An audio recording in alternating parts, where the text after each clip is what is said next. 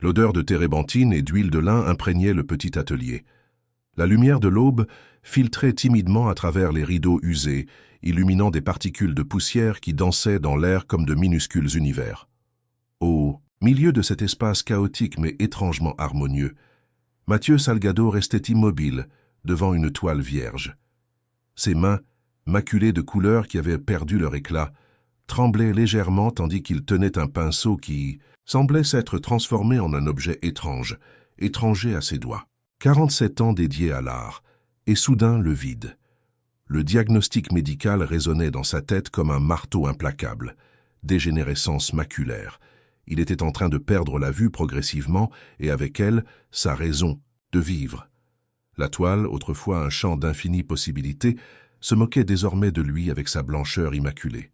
Mathieu tenta d'approcher le pinceau de la surface, mais la tache floue au centre de sa vision, celle que les médecins appelaient scotum, semblait s'étendre, dévorant le monde devant ses yeux.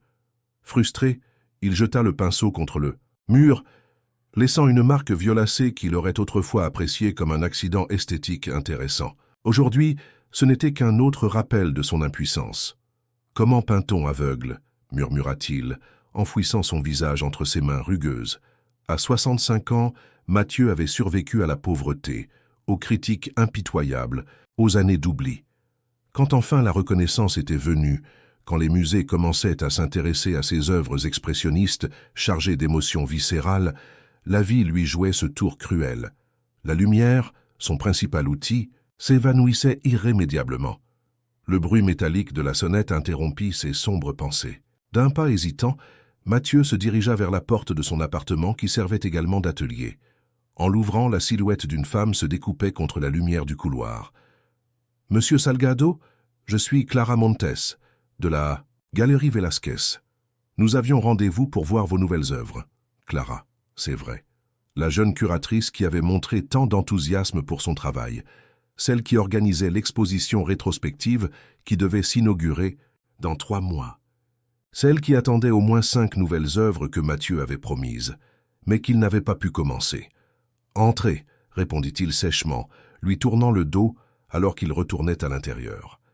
Il ne voulait pas voir l'expression de déception qui apparaîtrait sans aucun doute sur le visage de Clara quand elle découvrirait que le grand Mathieu Salgado n'avait rien de nouveau à montrer. La jeune femme entra d'un pas décidé, observant avec fascination l'espace créatif de l'artiste. Ses yeux brillaient en parcourant les esquisses accrochées au mur, les peintures à moitié terminées, les flacons de pigments organisés méticuleusement sur des étagères anciennes. « Ce endroit est exactement comme je l'imaginais », commenta-t-elle avec une réelle admiration. « On sent l'énergie créatrice dans chaque recoin. » Mathieu grogna quelque chose d'inaudible tout en cherchant à tâtons l'interrupteur de la lumière. Clara s'avança naturellement et l'alluma pour lui, un geste qui ne passa pas inaperçu pour l'artiste. Était-ce si évident, sa difficulté? « Je suis désolé de vous décevoir, mademoiselle Montes, mais je n'ai rien de nouveau à vous montrer, » confessa-t-il finalement, préférant la dureté de la vérité à prolonger une mascarade. « Peut-être devrions-nous repenser l'exposition avec des œuvres antérieures. » Clara fronça légèrement les sourcils, étudiant le visage du peintre. « Puis-je vous demander pourquoi? Lors de notre dernière conversation, vous sembliez très enthousiaste à propos de cette nouvelle série sur la mémoire et la perception. » Mathieu se laissa lourdement tomber sur un tabouret. Devait-il partager son diagnostic avec cet inconnu, admettre sa faiblesse? L'orgueil lui susurrait d'inventer une excuse, mais quelque chose dans le regard franc de Clara le désarma. « Je suis en train de perdre la vue, » dit-il sèchement. « Dégénérescence maculaire, irréversible, inarrêtable. » Les mots flottèrent dans l'air comme une sentence. Clara resta silencieuse, traitant l'information sans offrir immédiatement les formules de réconfort que Mathieu détestait tant. Finalement, elle s'approcha de la toile vierge et l'observa attentivement. « Et cela vous empêche de peindre » demanda-t-elle d'un ton qui ne contenait pas de pitié, mais une réelle curiosité. Mathieu la regarda incrédule. « Ne comprenez-vous pas ce que signifie pour un peintre de perdre la vue? C'est comme si un musicien perdait l'ouïe ou un danseur était paralysé. Beethoven a composé certaines de ses meilleures œuvres quand il était complètement sourd, répondit-elle calmement. Et il y a des danseurs qui ont réinventé l'art de la danse depuis des fauteuils roulants. Ne me sortez pas, A des discours motivationnels bon marché, lança Mathieu, sentant la colère remplacer momentanément l'autocompassion. Vous ne comprenez pas ce que signifie de voir le monde s'évanouir devant vos yeux, comment les couleurs perdent leur définition, comment les formes deviennent floues jusqu'à disparaître. Clara hocha lentement la tête. Vous avez raison, je ne comprends pas. Mais je comprends que le véritable art ne naît pas seulement des yeux, mais de l'âme. Elle fit une pause et ajouta « De plus, l'exposition n'est pas dans 3 mois, il y a encore du temps. » Du temps pourquoi? Pour apprendre à peindre à nouveau comme un enfant? L'amertume dans la voix de Mathieu était palpable. Ou pour trouver de nouvelles formes d'expression, répondit-elle, s'approchant d'une des œuvres exposées dans l'atelier. Un paysage urbain où la lumière du soir transformait des bâtiments ordinaires en structures presque mystiques. C'est magnifique, mais pas seulement à cause de la technique ou de la précision. C'est magnifique parce que ça transmet une émotion, une vision personnelle. Et ça, monsieur Salgado, ne dépend pas uniquement de vos yeux. Mathieu resta silencieux, incapable d'articuler une réponse qui ne sonnerait pas comme de l'autocompassion. Clara consulta discrètement sa montre et ramassa son sac. « Je reviendrai la semaine prochaine », annonça-t-elle avec une détermination qui n'admettait pas de réplique. « J'aimerais voir toute idée, esquisse ou expérience que vous réaliserez d'ici là. Peu importe si ce n'est pas une œuvre terminée. »« Vous perdez votre temps », murmura Mathieu, l'accompagnant jusqu'à la porte. Clara s'arrêta sur le seuil et le regarda droit dans les yeux, comme si elle voulait voir au-delà d'eux. « Le temps n'est jamais perdu quand il est investi dans le véritable art, » répondit-elle. « À la semaine prochaine, maître Salgado. » Et avec ces mots, la jeune curatrice disparut dans le couloir, laissant derrière elle un subtil parfum de jasmin et une inquiétude que Mathieu ne pouvait ignorer. Sa présence avait altéré quelque chose dans l'atelier, comme si elle avait déplacé des objets invisibles de leur place habituelle. Mathieu ferma la porte et retourna à la toile vierge. Il la contempla longuement, essayant de se souvenir de la sensation de liberté qu'il ressentait autrefois lorsque les pinceaux dansaient sur la surface, créant de nouveaux mondes. Maintenant, il ne ressentait que de la peur. Peur d'essayer et d'échouer, peur de confirmer que son identité d'artiste était indissolublement liée à une capacité physique qui s'éteignait. D'un profond soupir, il prit le pinceau qu'il avait jeté et le serra entre ses doigts. Peut-être, juste peut-être, cela valait-il la peine d'essayer une fois de plus. Les jours suivants se sont déroulés dans une bataille constante, entre la détermination et la frustration. Mathieu alternait des moments d'activité frénétique avec des périodes de profond découragement. Il avait commencé à expérimenter avec des coups de pinceau plus larges, avec des couleurs plus contrastées qu'il pouvait distinguer malgré sa vision altérée. Le résultat était loin de la précision technique qui caractérisait ses œuvres antérieures. Mais il y avait quelque chose de viscéral, quelque chose de primitif et d'honnête dans ses traits désespérés. Un matin, alors qu'il luttait avec un paysage qui refusait de prendre forme sous ses pinceaux, le téléphone sonna avec insistance. Mathieu l'ignora jusqu'à ce que le répondeur automatique s'active, laissant entendre la voix de sa fille, Laure. « Papa, je sais que tu es là. S'il te plaît, réponds. J'ai parlé à ton médecin et il m'a dit que tu as annulé le rendez-vous de suivi. Tu ne peux pas simplement ignorer ça. Tu as besoin d'aide, papa. Tu ne peux pas t'isoler comme ça, je viendrai ce week-end, que tu le veuilles ou non. » Le message se termina par un bip strident. Mathieu resta immobile devant la toile, sentant la honte et l'orgueil se livrer une bataille en lui. Laure, sa seule fille, avec qui la relation avait toujours été compliquée. Trop d'absence pendant son enfance, trop d'expositions et de voyages privilégiés par rapport aux récitals scolaires et aux anniversaires. Et maintenant, elle voulait l'aider alors qu'il pouvait le moins accepter de se montrer vulnérable. 4 jours plus tard, ponctuelle comme toujours, Laure apparut à la porte de l'atelier. À 35 ans, elle était le portrait craché de sa mère, cheveux noirs, yeux perçants, et ce mélange de tendresse et de férocité que Mathieu avait tant aimé chez Sophie avant que la mort ne l'emporte prématurément. Alors c'est ça le plan? T'enfermer dans le noir et laisser la maladie gagner sans te battre? Furent ses premiers mots en trouvant l'atelier dans la pénombre. « Bonjour à vous aussi, ma fille », répondit Mathieu avec sarcasme, bien qu'une partie de lui se réjouisse de la voir. « Je n'ai pas besoin d'un sermon. » Laure posa sa valise par terre et ouvrit brusquement les rideaux, laissant la lumière inonder la pièce. Mathieu plissa les yeux, agacé par la soudaine luminosité. Ce dont tu as besoin, c'est d'arrêter de te comporter comme un enfant gâté à qui on a enlevé son jouet préféré, répliqua-t-elle, examinant l'état de l'appartement. Quand as-tu mangé quelque chose de décent pour la dernière fois ou nettoyé cet endroit? Si tu es venu critiquer mon style de vie, tu peux t'en passer. Je vais parfaitement bien.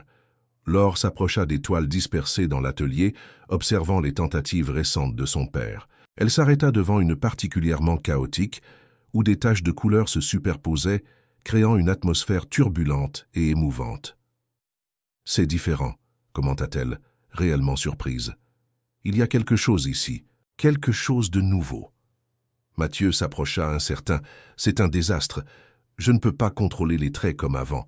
Je ne peux pas voir les détails. » « Mais ça transmet quelque chose de puissant, » interrompit Laure, étudiant la peinture sous différents angles. « C'est presque comme si la limitation technique avait libéré quelque chose de plus essentiel. »« Je ne comprends pas, » murmura Mathieu, bien que les mots de sa fille aient touché quelque chose en lui. « Toute ma vie, j'ai été connu pour un certain style, une certaine précision. C'est autre chose. Peut-être est-ce exactement ce dont tu as besoin maintenant. Ne pas recréer ce que tu as fait, mais découvrir quelque chose de nouveau. » Répondit Laure, et pendant un instant, Mathieu entendit dans sa voix un écho des mots de Clara Montes. Si vous appréciez l'histoire, écrivez 5 dans les commentaires et abonnez-vous pour plus de vidéos comme celle-ci. Sinon, écrivez 0. Cela m'aide à créer un contenu encore meilleur pour vous. Continuons. Laure resta dans l'appartement pendant le week-end, réorganisant l'espace, s'assurant que son père mangeait correctement et surtout le convainquant d'assister à la consultation médicale qu'il avait annulée. Le dimanche après-midi, alors qu'ils partageaient un café sur la petite terrasse, la conversation dériva vers un sujet que tous les deux avaient évité. « Cette curatrice a appelé plusieurs fois », mentionna Laure avec désinvolture. « Clara, elle semble très intéressée par ton travail. » Mathieu hocha la tête, sentant un mélange d'anxiété et de honte. « Elle est censée venir demain voir mes progrès. »« Et que vas-tu lui montrer ?»« Rien, » répondit-il, se frottant les yeux fatigués. « Il n'y a rien à montrer. Juste des expériences ratées d'un vieil homme qui s'accroche à ce qu'il ne peut plus faire. » Laure observa son père en silence, reconnaissant en lui cette obstination qui l'avait tant frustré pendant des années, la même qui avait fait de lui un artiste respecté, mais un père distant. « Tu sais ce dont je me souviens de mon enfance ?» demanda-t-elle finalement. « Comment tu me disais que le véritable art naissait du risque, de la vulnérabilité, d'oser montrer ce que les autres cachent, que les grands artistes sont ceux qui transforment leurs blessures en lumière. » « Des mots grandiloquents pour justifier une obsession, » murmura Mathieu. « Non, » répliqua Laure avec fermeté. « C'était la seule chose sincère que tu me disais quand tu essayais d'expliquer pourquoi tu manquais mes anniversaires ou mes fêtes scolaires. Et même si ça me faisait mal, une partie de moi comprenait. Je comprenais que tu avais besoin, ça de créer, que c'était ta façon de respirer. » Un silence chargé d'émotions s'installa entre eux. Mathieu sentait une boule dans la gorge en se rappelant toutes les fois où il avait failli en tant que père, en privilégiant son art. Et maintenant que tu as vraiment quelque chose de profond à exprimer, quelque chose de douloureux et de transformateur, tu abandonnes, continua Laure. Ça, je ne comprends pas. Ce n'est pas si simple, protesta Mathieu. La technique, au diable la technique, l'interrompit-elle avec une véhémence qui rappelait Sophie. Maman disait toujours que ta meilleure œuvre sortirait quand tu arrêterais finalement de te cacher derrière la perfection technique et que tu oserais être vraiment vulnérable. La mention de Sophie frappa Mathieu comme un coup physique. Son épouse, la femme qui avait été son ancre et sa plus grande critique, était décédée il y a 10 ans, mais parfois Mathieu sentait qu'elle lui parlait à travers Laure.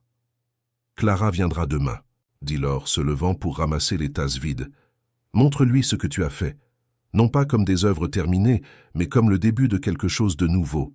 Si elle s'y connaît vraiment en art, elle verra le potentiel. » Le lendemain matin, après avoir dit au revoir à Laure avec la promesse de rester en contact quotidien, Mathieu fit face à la visite de Clara avec un mélange de résignation et de faible espoir. À sa grande surprise, la jeune curatrice réagit à ses récentes expériences avec un réel enthousiasme. « Il y a une intensité ici que je n'avais jamais vue dans votre travail auparavant, » commenta-t-elle, en examinant une toile où Mathieu avait tenté de traduire la sensation de voir le monde à travers sa vision altérée. C'est comme si vous nous permettiez de ressentir votre expérience, pas seulement de l'observer de l'extérieur. Ce ne sont que des esquisses désordonnées, murmura Mathieu, bien qu'une partie de lui se sente étrangement validée par la réaction de Clara. Ce sont le début de quelque chose de puissant, insista-t-elle. Avez-vous envisagé de travailler sur des formats plus grands, avec votre état? Peut-être qu'une plus grande toile vous permettrait de vous exprimer avec plus de liberté. La suggestion résonna en Mathieu, éveillant des possibilités qu'il n'avait pas envisagées. Et si, au lieu de lutter contre les limites de sa vision, il les intégrait délibérément à son processus créatif? Je pourrais essayer, concéda-t-il finalement, mais j'aurais besoin d'aide pour préparer les matériaux, les grandes toiles. Je peux vous envoyer un assistant, offrit Clara immédiatement. Quelqu'un qui se chargera de la préparation technique pendant que vous vous concentrerez sur l'aspect créatif. Mathieu voulut refuser l'idée par orgueil, mais il se souvint des mots de Laure, le rappel que le véritable art surgissait de la vulnérabilité, y compris d'accepter de l'aide quand elle était nécessaire. D'accord, accepta-t-il finalement. Mais à une condition, je ne veux ni compassion ni traitement de faveur. Celui qui viendra doit être honnête sur le travail. Clara sourit, ravie de cette petite mais significative avancée. Je connais la personne parfaite. Miguel Herrera, un étudiant des beaux-arts brillant, mais d'une honnêteté brutale, parfois trop pour son propre bien. Et ainsi, presque sans s'en rendre compte, Mathieu Salgado accepta un nouveau défi, une possibilité qui, il y a quelques jours, aurait semblé impensable. L'exposition était toujours d'actualité, bien que le cap ait changé radicalement.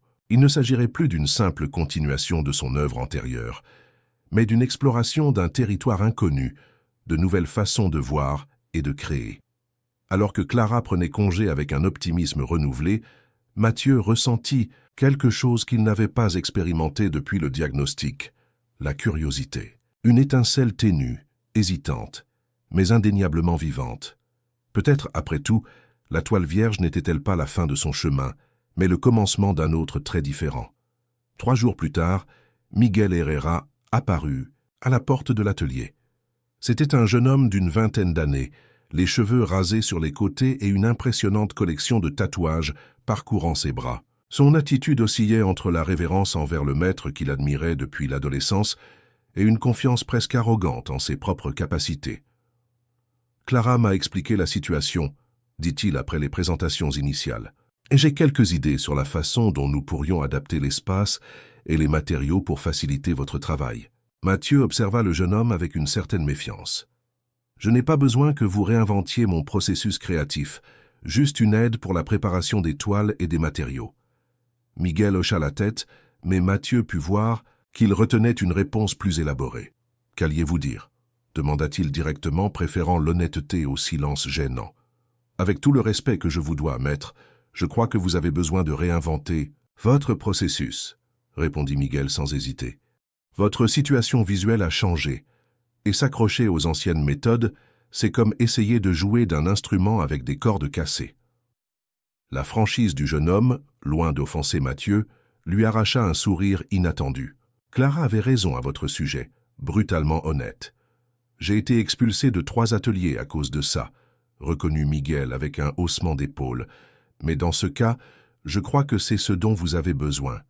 Pas quelqu'un qui vous dit ce que vous voulez entendre, mais ce que vous devez entendre. » Les jours suivants établirent une routine de travail qui, bien qu'initialement inconfortable pour Mathieu, commença progressivement à porter ses fruits.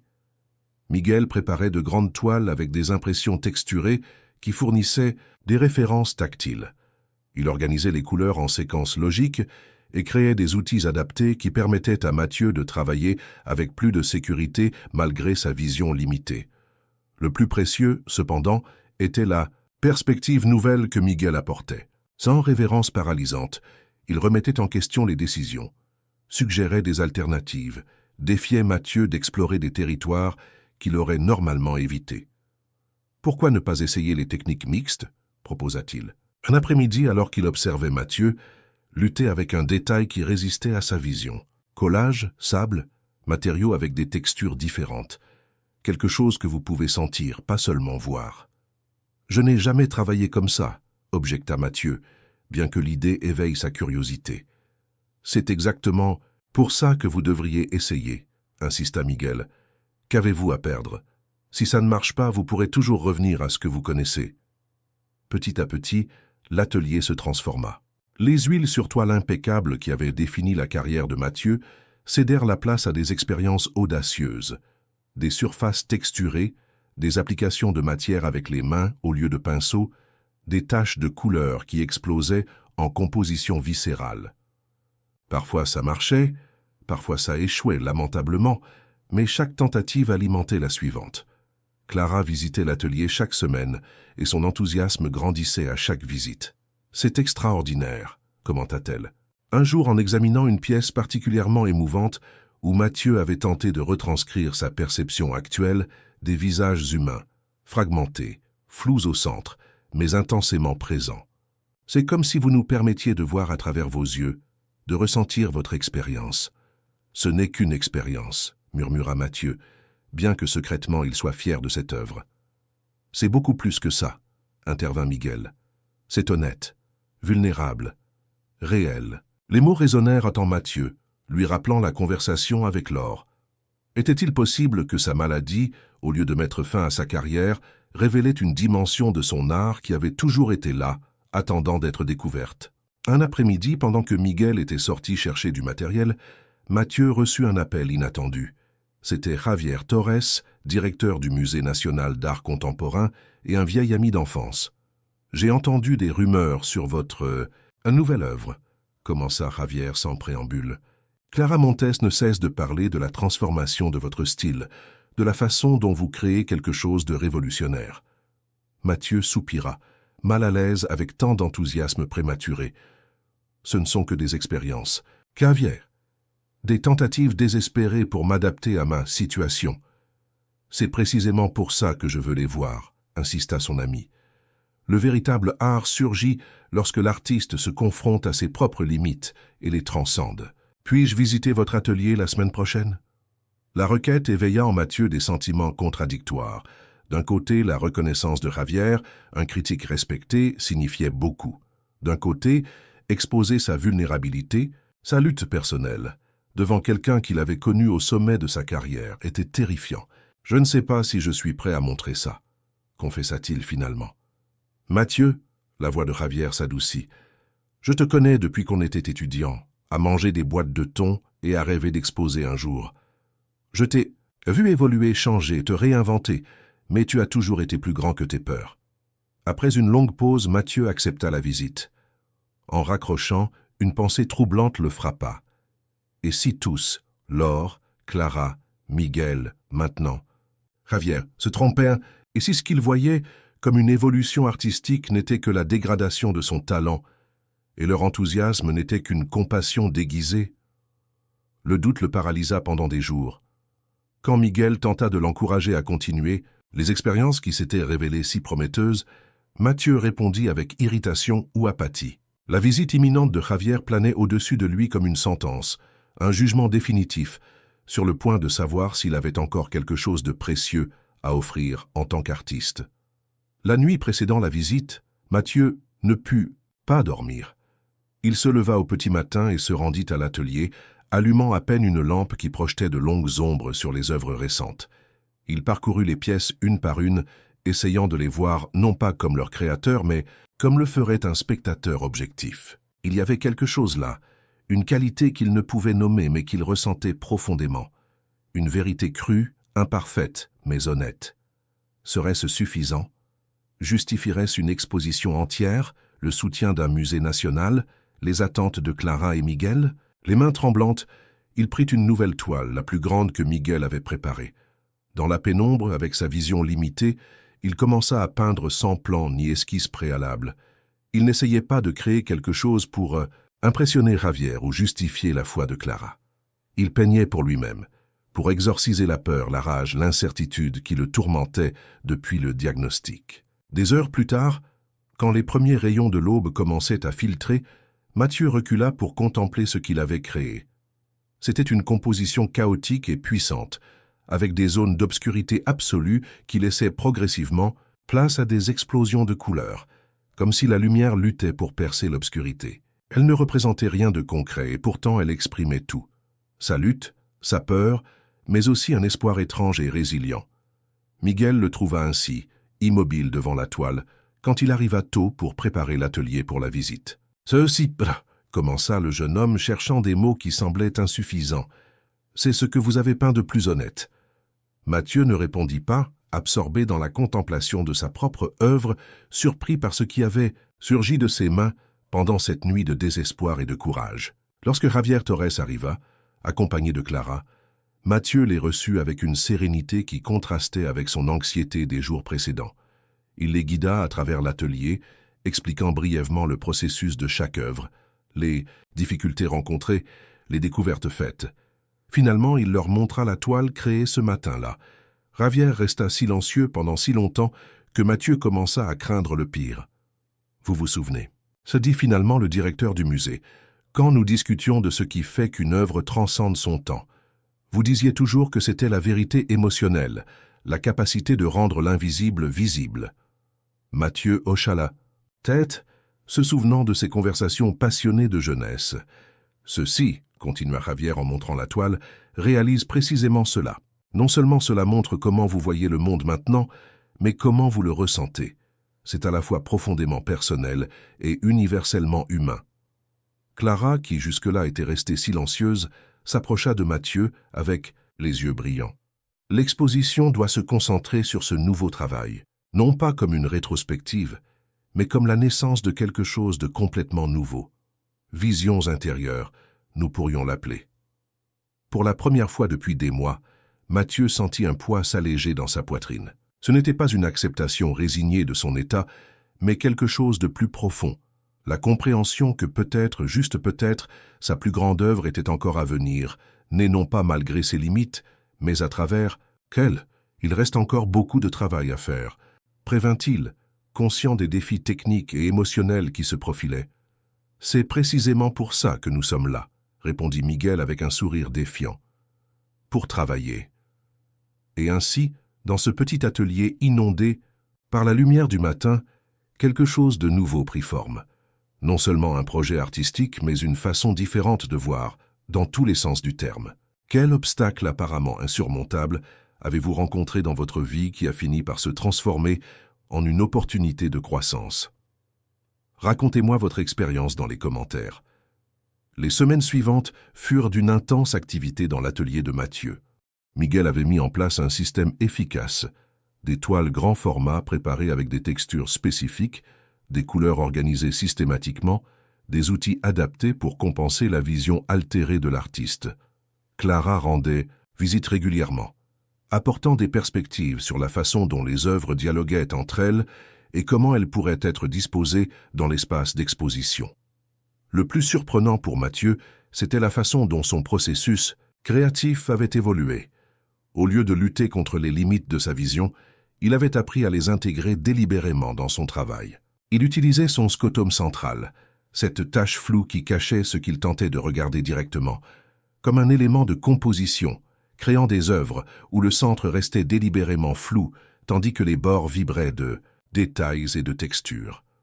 Un après-midi, alors qu'il travaillait sur une pièce particulièrement difficile, il reçut la visite d'Adrien Vega, un critique d'art connu pour son acuité impitoyable. Il avait été invité par Javier pour écrire l'essai principal du catalogue de l'exposition. « Fascinante métamorphose », commenta Adrien en parcourant l'atelier, examinant les nouvelles œuvres. « De la précision méticuleuse à l'expressionnisme, viscéral. Beaucoup diront que c'est une conséquence directe de votre état visuel, mais je vois quelque chose de plus profond ici, une libération peut-être.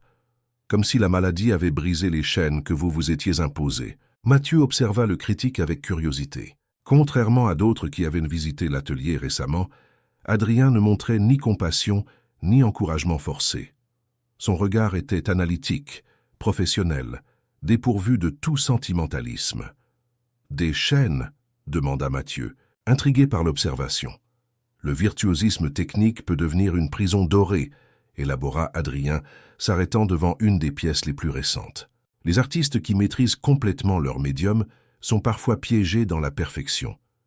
incapable de prendre des risques de peur de décevoir les attentes.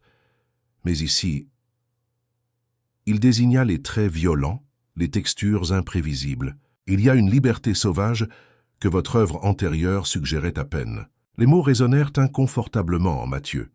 Pendant des décennies, il avait poursuivi l'excellence technique avec une discipline presque monastique. Chaque coup de pinceau calculé, chaque composition méticuleusement planifiée.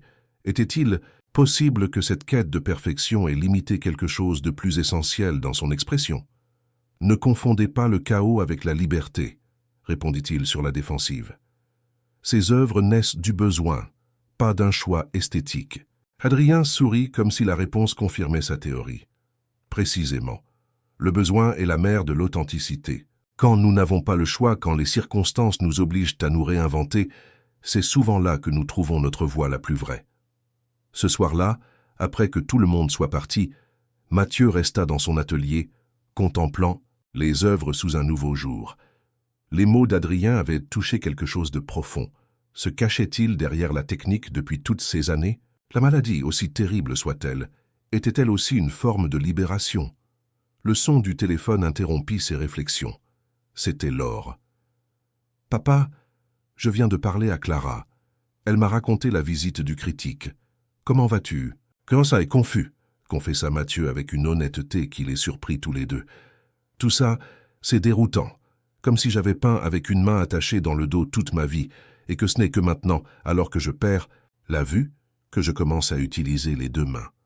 Peut-être que tu as toujours été plus que ta technique, mais que tu avais du mal à le croire, suggéra Laure doucement. Maman disait souvent que ton vrai génie ne résidait pas dans tes yeux, mais dans ton cœur. » La mention de Sophie réveilla des souvenirs que Mathieu avait gardés enfouis. Son épouse avait toujours vu quelque chose en lui que même lui ne reconnaissait pas pleinement. Elle l'avait poussé à explorer, à prendre des risques, à être vulnérable dans son art. Et quand elle est morte, Mathieu s'était réfugié, encore plus dans la sécurité du connu, dans la maîtrise technique que personne ne pouvait remettre en question. « J'irai au vernissage, » annonça Laure, changeant de sujet. « Je ne manquerai ça pour rien au monde. »« Tu es sûr ?» demanda Mathieu. Cela faisait des années que Laure n'avait pas assisté à ces expositions. Trop de souvenirs, d'enfance passée entre les galeries, attendant un père toujours absorbé par son monde artistique. « Absolument sûr, » affirma-t-elle. « C'est important. Pas seulement pour ta carrière, mais pour toi en tant que personne. » En raccrochant, Mathieu ressentit un mélange contradictoire d'émotions.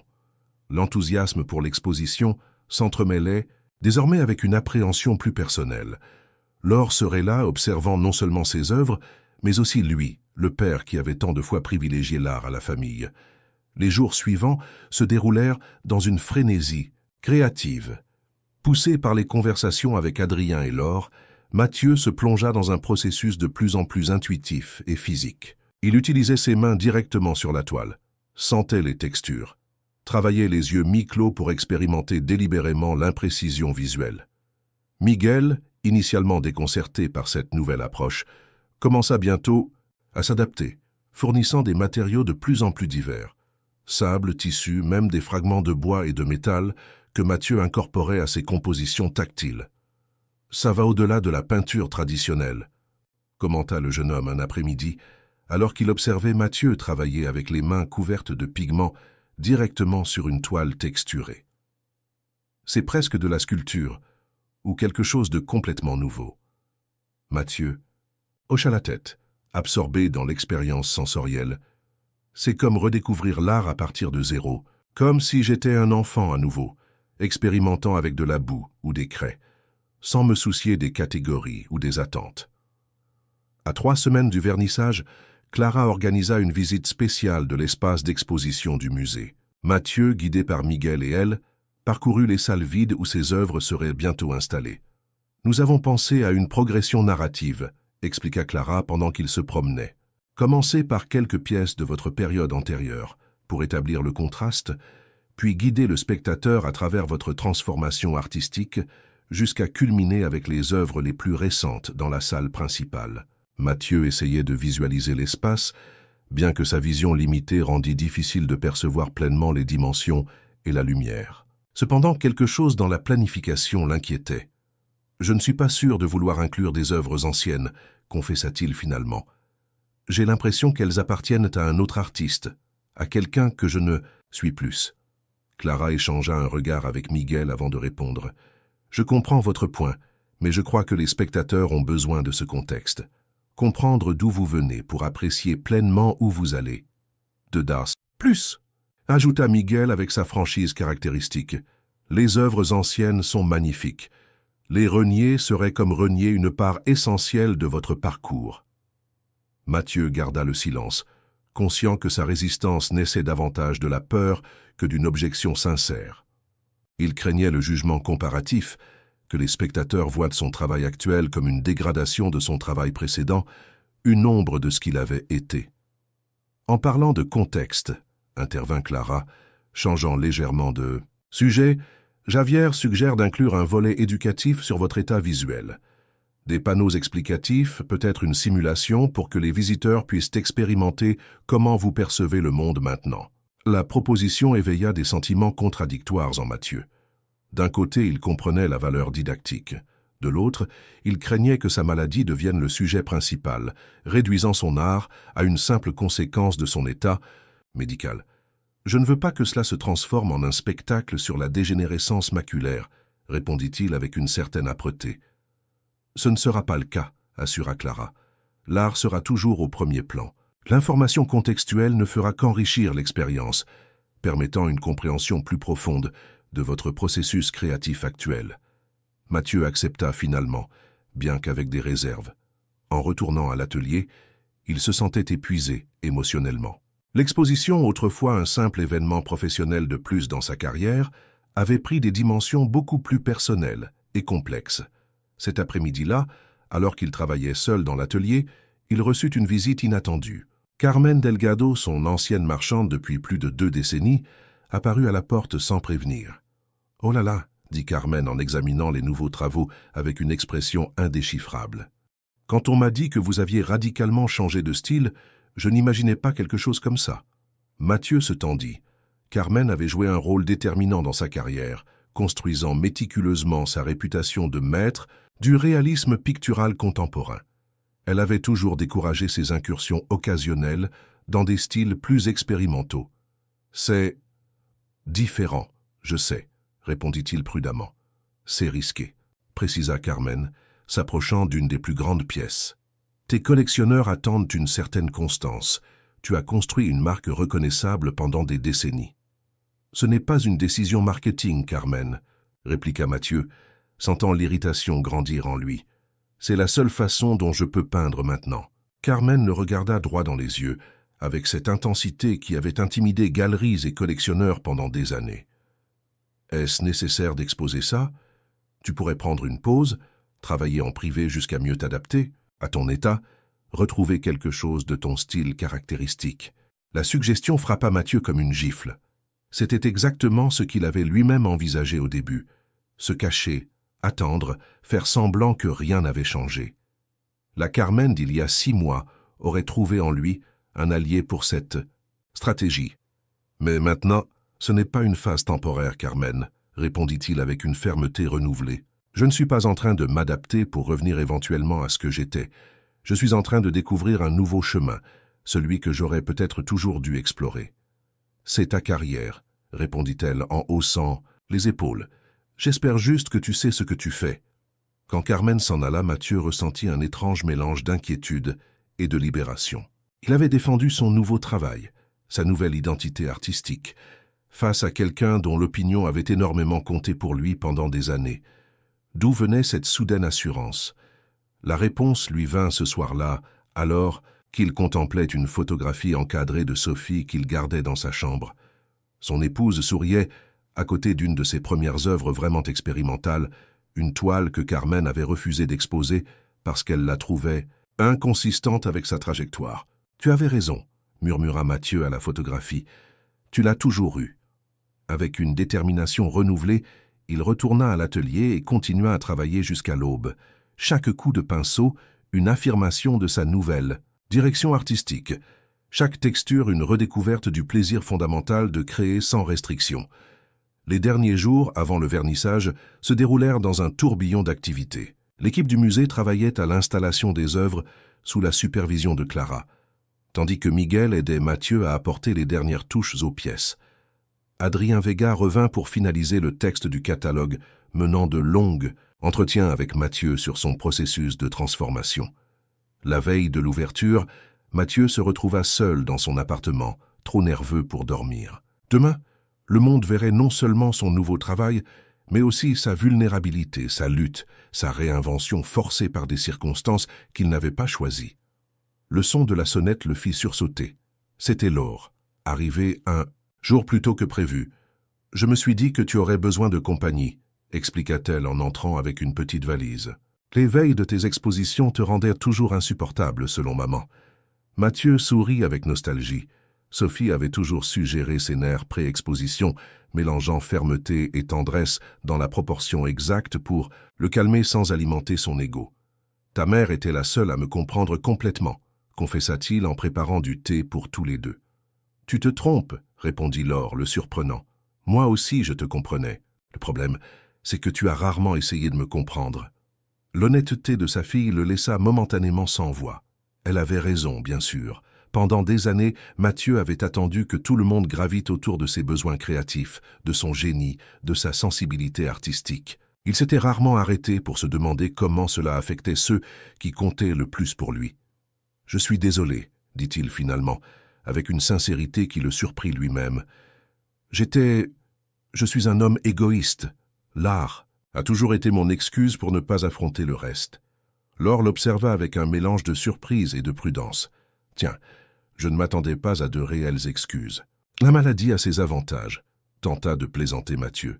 « Ça t'oblige à voir ou à ne pas voir les choses différemment. » Ils partagèrent un rire hésitant, le premier moment de complicité authentique dont ils se souvenaient depuis des années. « J'ai vu des photos des nouvelles œuvres, » commenta Laure, changeant de sujet. « Elles sont puissantes.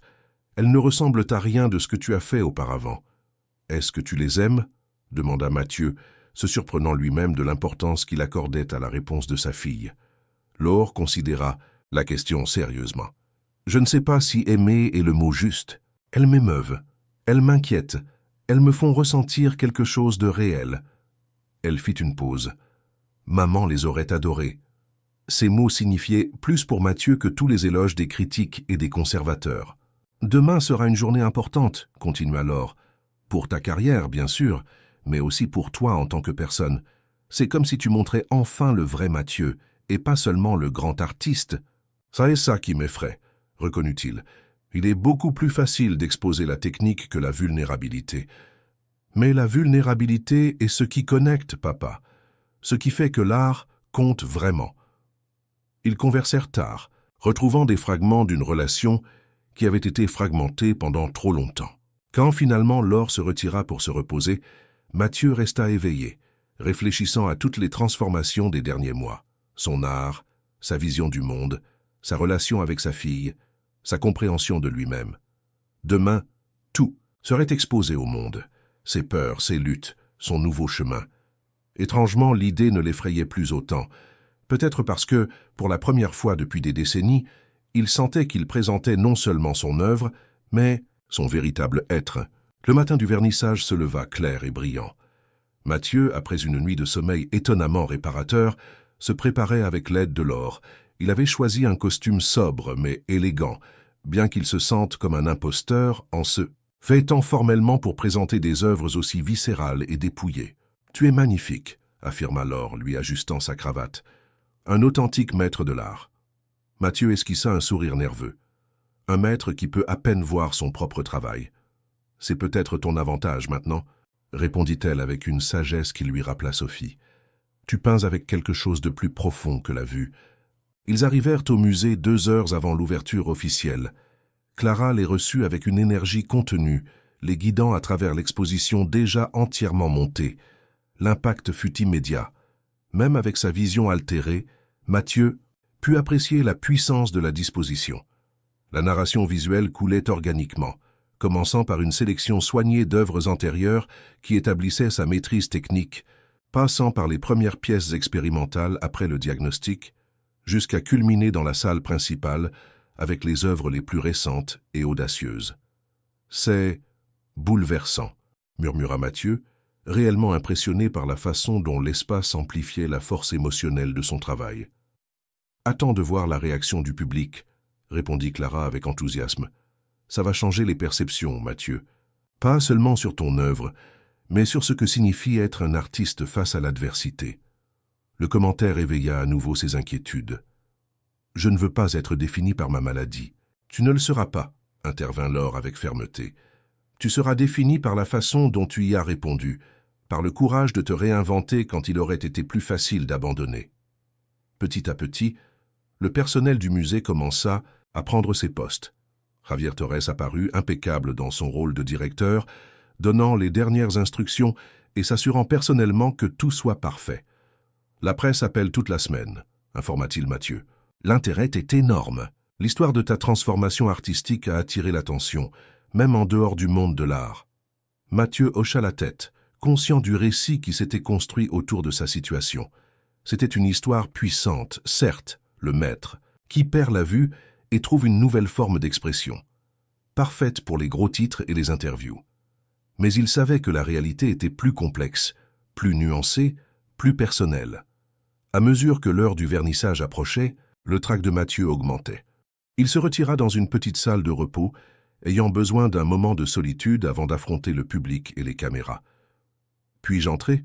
La voix de Miguel interrompit ses pensées. Le jeune assistant apparaissait timidement à la porte. « Bien sûr, » répondit Mathieu, réellement content de le voir. Au cours de ces mois, Miguel était devenu bien plus qu'un assistant technique. Il avait été un collaborateur, un défi, même un ami. « Je voulais juste vous donner ça avant que tout le cirque commence, » dit Miguel, lui tendant un petit paquet enveloppé dans du papier simple. Mathieu l'ouvrit avec curiosité. C'était un carnet de croquis, mais pas n'importe lequel. Il était spécialement adapté avec des pages texturées et des lignes en relief qui pouvaient être senties au toucher. « Je l'ai conçu en pensant à la façon dont vous travaillez maintenant, » expliqua Miguel, « pour que vous puissiez capturer des idées, même lorsque votre vue vous fait défaut. » Ému par le geste, Mathieu pouvait à peine trouver les mots pour remercier. « Miguel, c'est une petite reconnaissance de tout ce que vous m'avez appris, » compléta le jeune homme. « Même si vous ne le croyez pas, ces mois ont aussi changé ma perspective sur l'art, sur ce qui compte vraiment. » Avant que Mathieu puisse répondre, Clara apparut dans l'embrasure de la porte. « C'est l'heure, » annonça-t-elle avec un mélange d'excitation et de solennité. « Les invités VIP arrivent. » Respirant profondément, Mathieu se prépara à affronter le monde. Il se sentait étrangement calme maintenant, comme si tous les doutes et les peurs des derniers mois s'étaient dissipés, remplacés par une acceptation presque sereine de sa nouvelle réalité. Ce n'était pas de la résignation, mais quelque chose de plus puissant. La compréhension que la perte et la transformation étaient des parties tout aussi précieuses de son parcours artistique et personnel. Avec Laure à ses côtés et Miguel à l'autre, Mathieu avança vers l'agitation croissante de l'exposition. Ce soir-là, il ne présentait pas seulement de nouvelles œuvres, il présentait un nouveau lui-même, forgé dans l'adversité, mais peut-être pour la première fois, authentiquement libre. Avez-vous aimé comment un défi a transformé la vie de Mathieu? Avez-vous vécu une situation où un obstacle a fini par ouvrir de nouvelles voies dans votre vie? Racontez-moi votre expérience dans les commentaires. La salle principale du musée était pleine d'activités quand Mathieu fit son entrée. Critiques, collectionneurs, artistes et personnalités du monde culturel se mêlaient en examinant les œuvres exposées. Le murmure des conversations fut momentanément interrompu quand ils l'aperçurent, suivi d'une explosion d'applaudissements qui le prit par surprise. Clara avait organisé l'espace de main de maître. L'éclairage mettait en valeur les textures tridimensionnelles des nouvelles œuvres, tandis que des panneaux discrets fournissaient un contexte sur le processus créatif et l'état visuel de l'artiste, sans être intrusif ou sensationnaliste. À mesure que Mathieu parcourait l'exposition, saluant des connaissances et répondant à des questions, il perçut quelque chose d'inhabituel. Les réactions à son travail le plus récent oscillaient entre la fascination absolue et le trouble total. Il n'y avait pas l'habituelle appréciation polie qui avait caractérisé la réception de ses œuvres antérieures. Ces pièces provoquaient des réponses viscérales, authentiques, parfois même perturbantes. C'est comme si cela nous obligeait à remettre en question notre propre perception, commenta un critique reconnu en étudiant une des compositions les plus abstraites. Cela nous fait expérimenter la fragilité de ce que nous tenons pour acquis.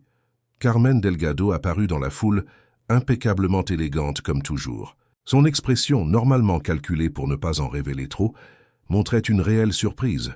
« Je dois admettre quelque chose, Mathieu, » dit-elle avec une franchise inhabituelle. « Je me suis trompée. C'est extraordinaire. Différent. Oui, mais avec une puissance que tes œuvres antérieures laissaient à peine entrevoir. » Avant qu'il ne puisse répondre, Mathieu sentit une main sur son épaule. C'était Javier Torres, accompagné d'un homme plus âgé qu'il reconnut immédiatement. Édouard Martin, le légendaire peintre abstrait dont l'œuvre Mathieu avait toujours admiré secrètement, bien que son propre parcours artistique ait été si différent. « Mathieu Salgado », salua Édouard d'une voix usée par les années. « J'ai suivi votre carrière pendant des décennies. J'ai toujours admiré votre technique, mais je dois avouer que je me demandais parfois ce qui se passerait si vous brisiez ces chaînes auto-imposées. Maintenant, je sais. » L'éloge de quelqu'un qu'il respectait tant laissa Mathieu momentanément sans voix. Pendant des années, il avait écarté l'art abstrait comme des exercices de style sans la discipline qu'il considérait comme fondamentale. Maintenant, ironie de la vie, il explorait des territoires qui se rapprochaient plus de la liberté expressive d'Édouard que de son propre travail antérieur. La soirée continua comme un tourbillon. Les journalistes demandaient des interviews, les collectionneurs exprimaient leur intérêt pour l'acquisition d'œuvres, les conservateurs internationaux parlaient de possibles expositions à l'étranger. Mathieu répondait machinalement, dépassé non seulement par l'attention, mais par la constatation que sa crise personnelle s'était transformée en quelque chose de beaucoup plus grand qu'il n'aurait jamais imaginé. Dans un moment de calme relatif, il chercha l'or du regard. Il la trouva en train de converser vivement avec Miguel et Clara près d'une des peintures les plus récentes. Ils ressemblaient à de vieux amis, complices de quelque chose qui allait au-delà de la simple appréciation artistique. « Je vois que vous avez formé une véritable équipe », commenta-t-il en s'approchant du groupe. On discutait de la façon dont cette pièce en particulier capture parfaitement ce sentiment de chercher quelque chose qui est juste hors de votre portée, expliqua Laure. Miguel dit qu'il vous a vu travailler dessus pendant des jours, presque obsessionnellement. C'était la plus difficile, confirma Mathieu. J'essayais de traduire non seulement comment je vois maintenant, mais comment on ressent le fait de perdre quelque chose qu'on a toujours considéré comme acquis, cette vulnérabilité. Clara sourit avec satisfaction, et c'est pour ça que ça connecte si puissamment. Ce n'est pas seulement de la technique ou de l'esthétique, c'est de l'expérience humaine dans sa forme la plus authentique. Tandis que la soirée avançait, Mathieu remarqua que son énergie diminuait. La tension accumulée pendant des mois, la stimulation constante, les lumières vives qui défiaient sa vision limitée, tout commençait à lui passer la facture. Discrètement, il se retira dans un coin plus tranquille de la salle, ayant besoin d'un moment de répit. Là, assis seul sur un banc stratégiquement placé, il observa à distance le flux des visiteurs interagissant avec ses œuvres. C'était une expérience surréaliste. Voir des inconnus s'émouvoir, réagir, se connecter avec les manifestations les plus intimes de sa lutte personnelle. C'est étrange, n'est-ce pas? La voix douce de Laure interrompit ses pensées. Elle s'était approchée silencieusement, lui apportant un verre d'eau. Voir ta douleur transformée en quelque chose que d'autres trouvent beau ou significatif. Mathieu hocha la tête, surpris par la perspicacité de sa fille. C'est comme si j'avais exposé non seulement mon travail, mais aussi mon âme. Je me sens nu, mais aussi libéré, suggéra-t-elle, s'asseyant à ses côtés. Du moins, c'est l'impression que j'ai. Comme si tu avais enfin laissé tomber un masque que tu portais depuis si longtemps qu'il faisait désormais partie de ton visage. Mathieu réfléchit à ces mots. C'était vrai. Derrière l'anxiété et l'exposition de la vulnérabilité, il y avait une sensation indéniable de liberté. Comme si la maladie, en lui arrachant son identité établie, l'avait obligé à en trouver une plus authentique. La mère serait fière, dit-il après un long silence. Non seulement de l'art, mais de ça.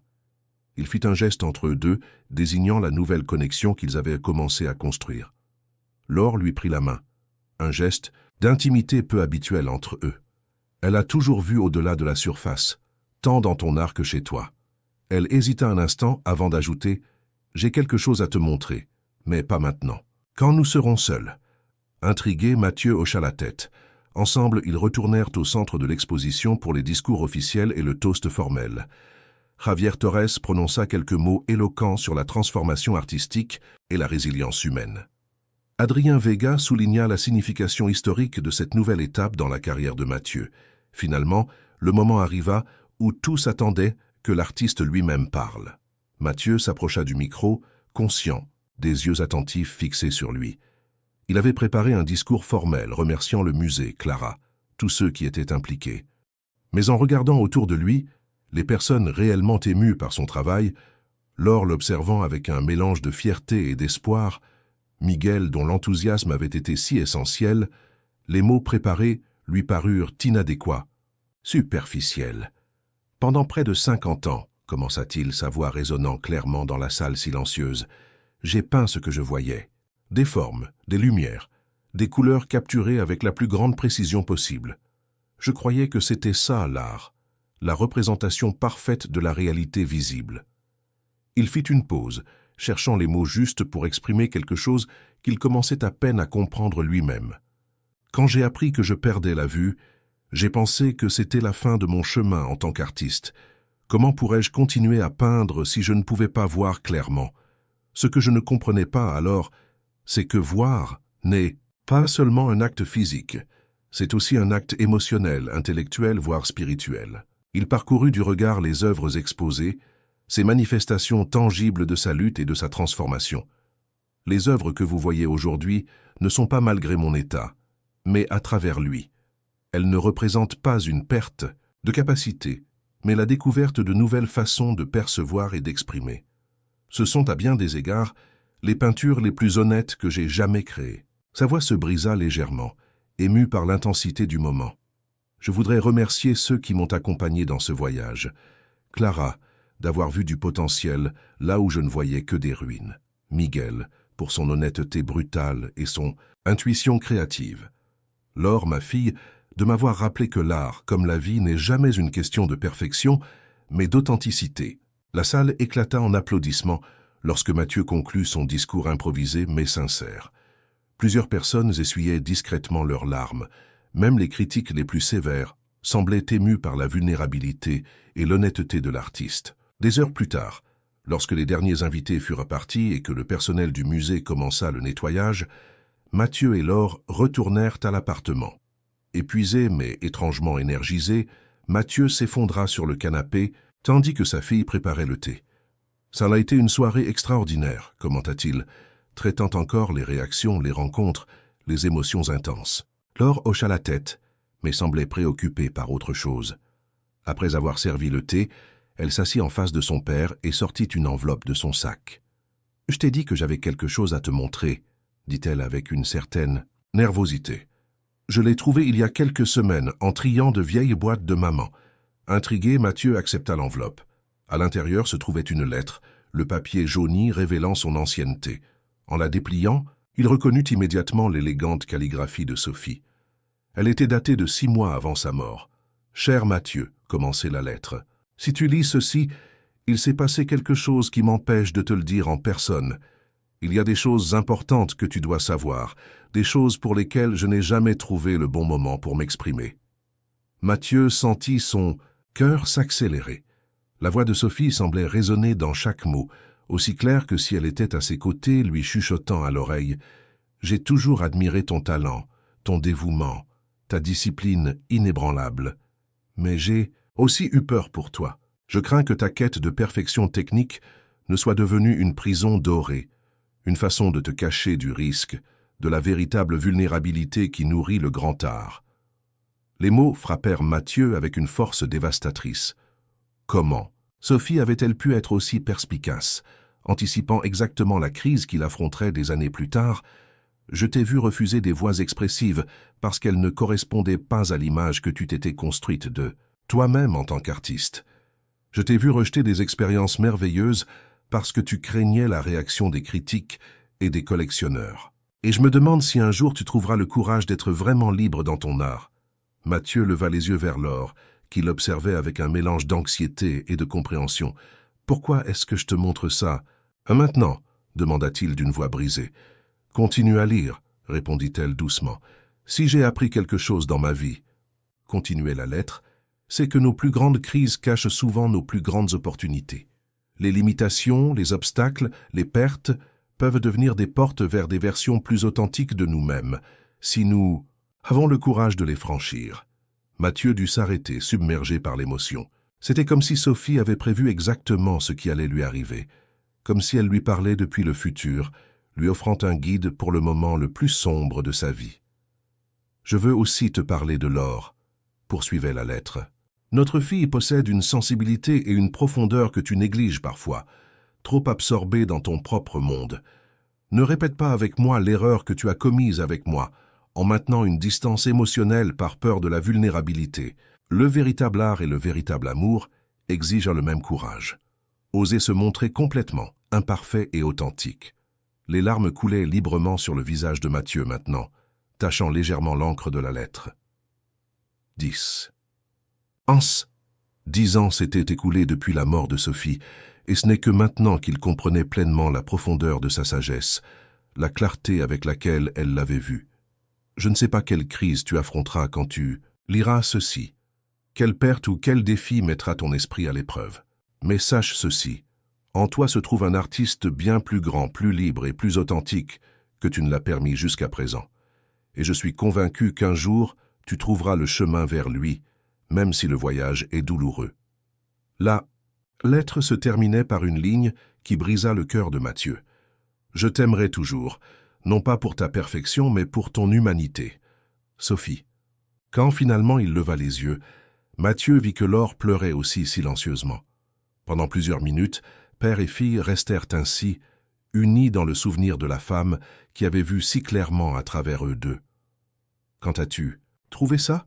demanda finalement Mathieu en pliant soigneusement la lettre. « Il y a quelques semaines, en rangeant les dernières boîtes de maman pour le déménagement, » répondit Laure. « Au début, je n'étais pas sûr de te la montrer, mais après avoir vu ton exposition ce soir, j'ai su que c'était le moment parfait. C'est comme si elle avait su exactement ce que tu aurais besoin d'entendre, même des années plus tard. Elle a toujours été la plus intelligente de nous deux, » murmura Mathieu avec un sourire triste. « Elle voyait des choses en moi que je ne pouvais pas ou ne voulais pas voir moi-même.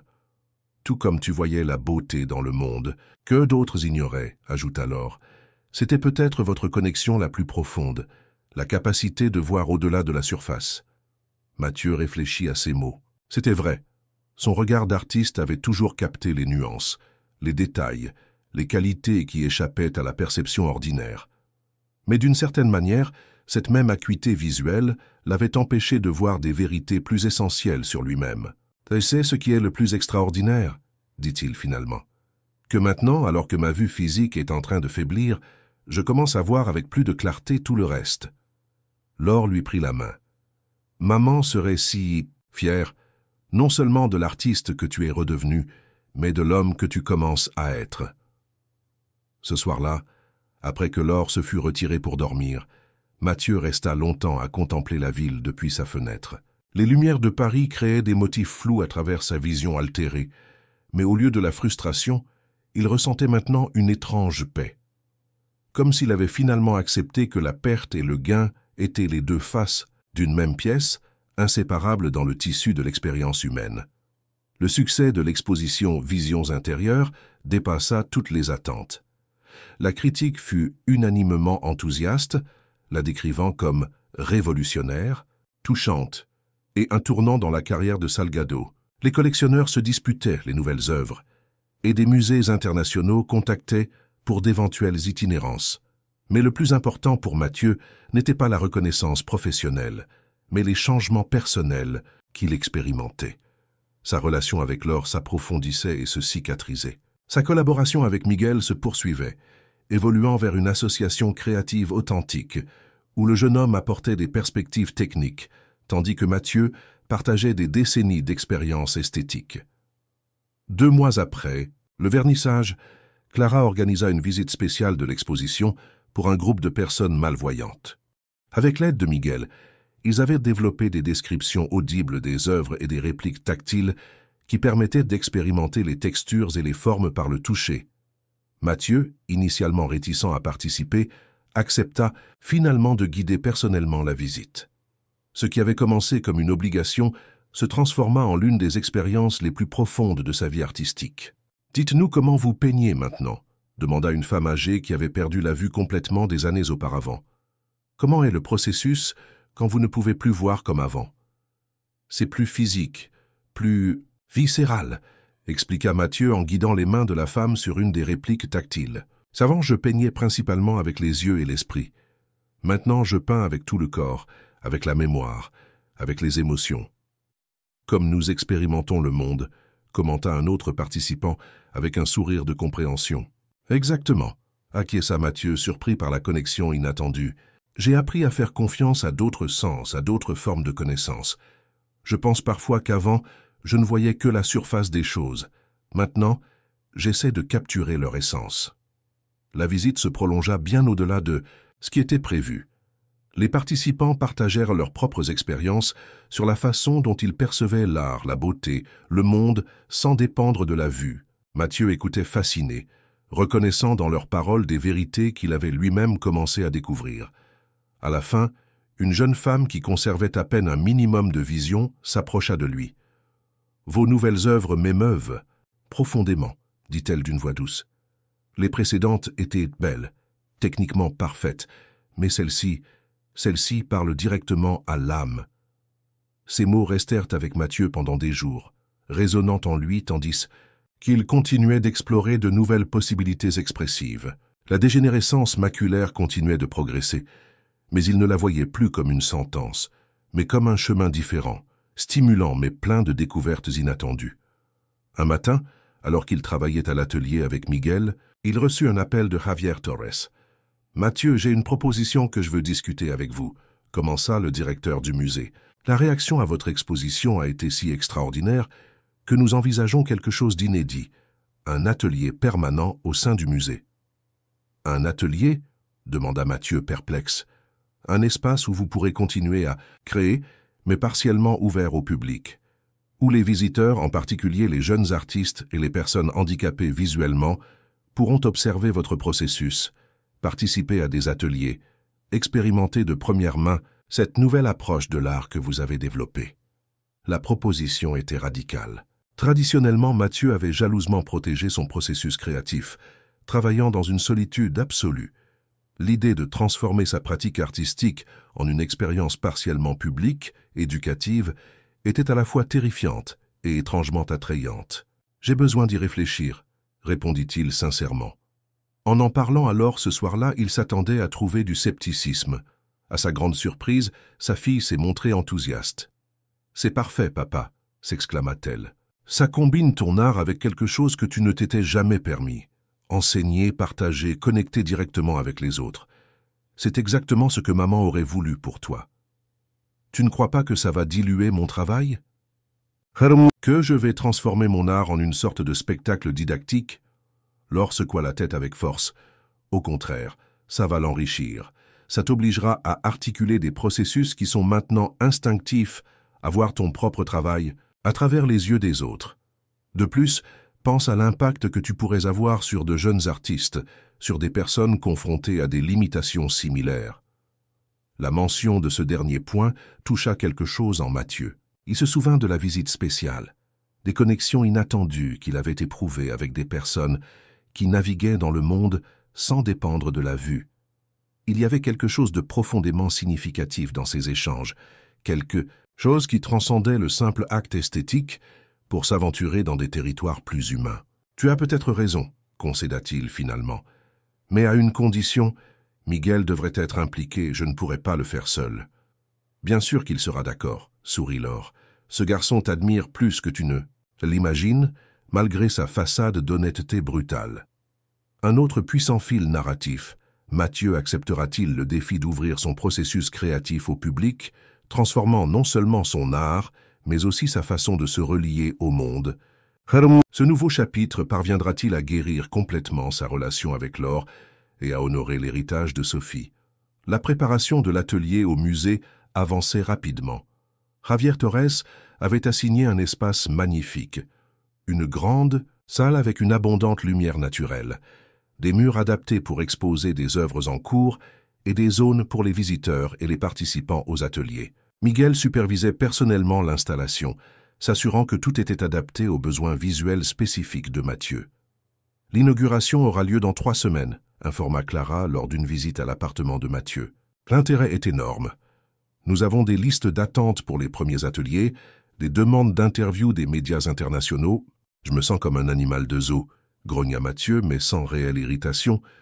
Au fond, une partie de lui se sentait étrangement excitée par cette nouvelle aventure. Laure, qui avait demandé un congé temporaire à son travail pour aider au projet, observait avec satisfaction la transformation de son père.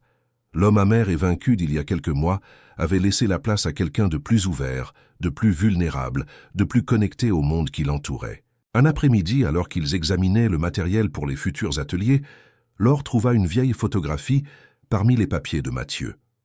Elle montrait un Mathieu beaucoup plus jeune, à peine dans la trentaine, travaillant intensément sur une toile, tandis qu'une petite Laure d'environ 5 ans tentait d'imiter ses mouvements avec un pinceau sur un papier. « Je me souviens de ce jour », dit Mathieu avec nostalgie.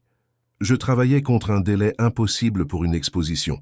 Je ne pouvais pas me permettre de nounou, alors je t'ai emmené à l'atelier. Je m'attendais à ce que tu t'ennuies et que tu t'endormes.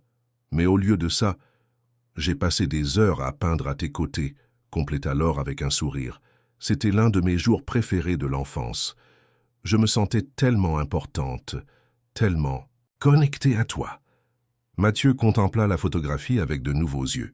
Combien d'occasions comme celle-là avait-il laissé passer, trop concentré sur sa carrière individuelle, sur son identité d'artiste sérieux. « Je suis désolé, » dit-il simplement. Laure secoua la tête. « Il ne s'agit pas de s'apitoyer sur le passé, papa. Il s'agit de reconnaître qu'il n'est jamais trop tard pour changer, pour construire quelque chose de nouveau. » Ces mots résonnèrent profondément en Mathieu alors qu'il se préparait pour l'inauguration de l'atelier. Il n'est jamais trop tard pour changer, pour se réinventer, pour trouver de nouvelles formes de connexion et de sens. Le jour de l'ouverture officielle de l'atelier, le musée était bondé. Des personnalités du monde de l'art, des médias, des étudiants des beaux-arts et un groupe spécial de personnes handicapées visuellement se mêlaient dans l'anticipation. Mathieu, vêtu de ses vêtements de travail habituels, un jean taché de peinture et une chemise froissée, attendait nerveusement dans une petite salle adjacente.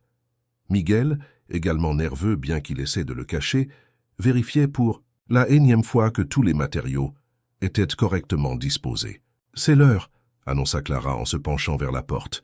« Ils vous attendent tous. » Prenant une profonde inspiration, Mathieu entra dans l'espace qui serait son nouvel atelier public.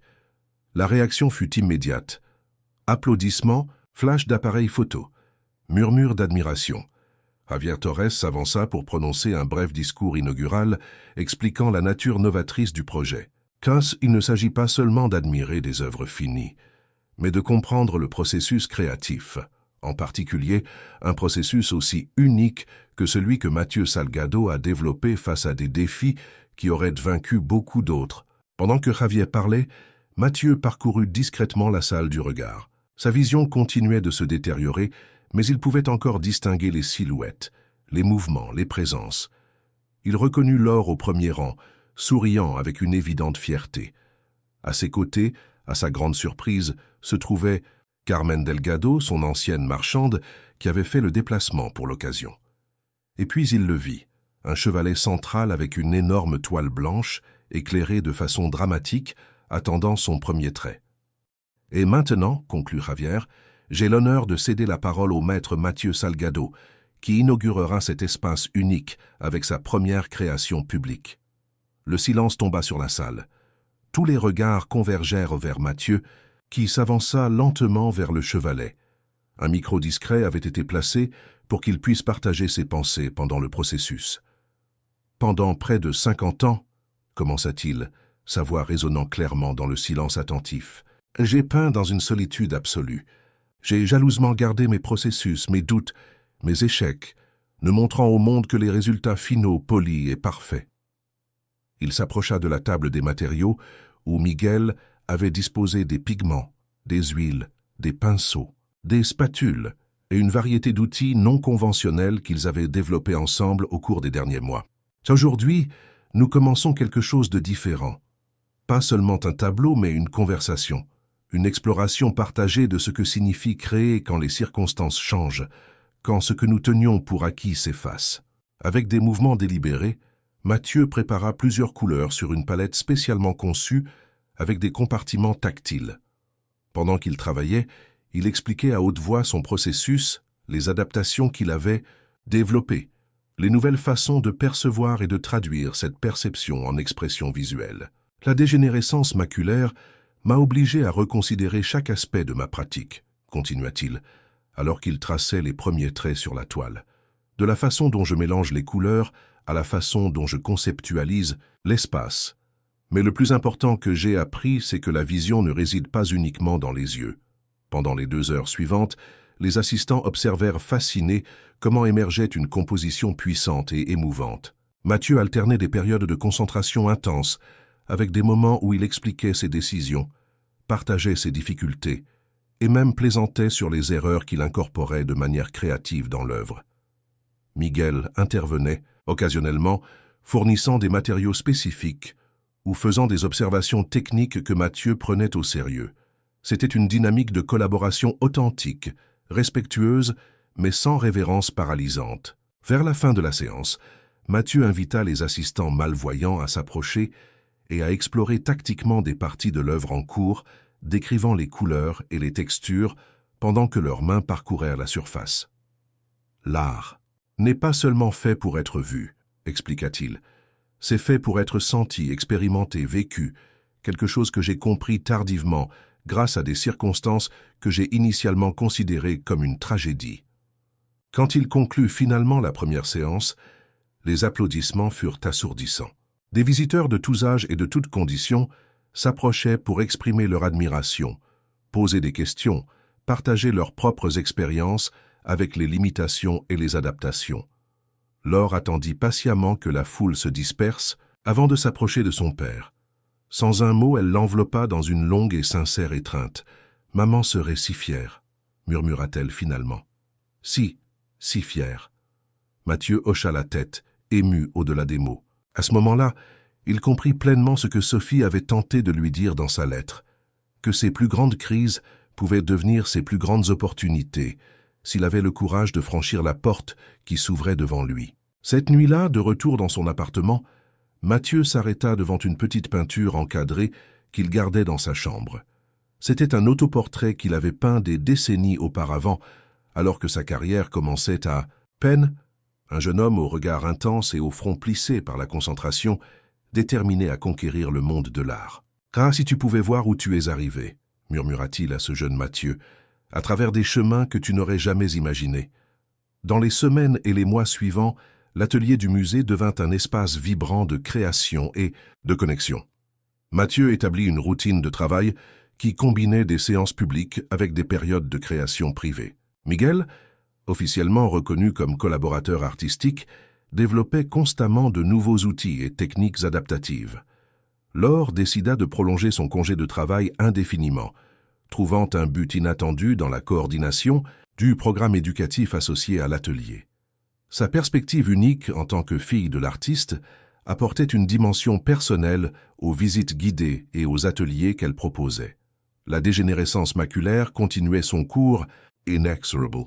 Il y avait des jours où Mathieu distinguait à peine des formes de base, où la frustration menaçait de l'accabler. Mais il n'affrontait plus ces moments seul. Il avait Laure, Miguel, un cercle croissant d'amis et de collaborateurs qui comprenaient sa lutte et valorisaient sa persévérance. Un après-midi particulièrement difficile, alors qu'il luttait avec une toile qui résistait à ses intentions, Mathieu sentit une présence familière à ses côtés. Il ne pouvait pas la voir clairement, mais d'une certaine manière, il savait que c'était elle. « Tu avais raison, Sophie », murmura-t-il si bas que personne d'autre ne pouvait l'entendre, comme toujours, et il continua à peindre, ses mains guidées non plus seulement par ce qu'il voyait, mais par ce qu'il ressentait, se souvenait, imaginait et surtout par ce qu'il aimait. La dernière toile ne serait jamais vraiment la dernière tant qu'il aurait des histoires à raconter, des émotions à exprimer, des liens à forger. Dans l'art, comme dans la vie, les fins n'étaient que des portes vers de nouveaux commencements. Félicitations! Écrivez 9 dans les commentaires pour que je sache que vous êtes resté jusqu'au bout avec moi. Merci de regarder et à l'histoire de demain sur cette même chaîne.